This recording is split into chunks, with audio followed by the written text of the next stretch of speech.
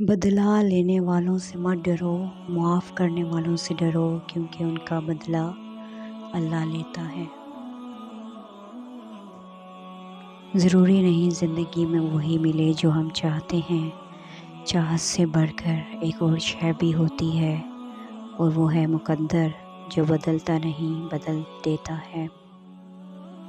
وہ جو ہوا میں اڑتے پرندوں کو تھامے ہوئے ہے، وہ جو بے زبانوں کی سن لیتا ہے، وہ جس کے حکم سے دریا چلتے ہیں، رکتے ہیں، خشک ہوتے ہیں، وہ جو بادشاہ کل کائنات ہے، وہ جس کے ہاتھ میں ساری بادشاہت ہے، اس رب کے آگے جھولی پھیلائیں، وہ دیتا ہے کیونکہ وہی دے سکتا ہے۔ جس طرح چھوٹے چھوٹے سوراخ بند کمروں میں سورج طلوع ہونے کا پتہ دیتے ہیں، اسی طرح چھوٹی چھوٹی باتیں انسان کے کردار کو نمایاں کرتی ہیں۔ وہ دکھ جو رات بھر سونے نہیں دیتے، ان کا حل تہجد میں ہے، کیونکہ اس وقت رب العالمین آواز دیتا ہے کہ ہے کوئی مانگنے والا۔ حضرت علی رضی اللہ تعالیٰ عنہ نے فرمایا، سکون پیسوں سے نہیں ملتا، بلکہ اصلی سکون اللہ کی عبادت سے ملتا ہے۔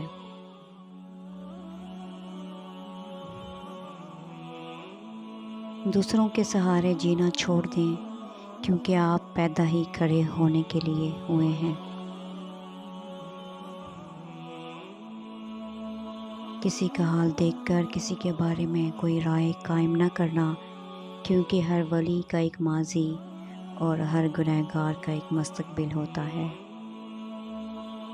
حقیقی سکون صرف اس وقت ملتا ہے جب آپ تنہائی میں اللہ سے لو لگاتے ہیں۔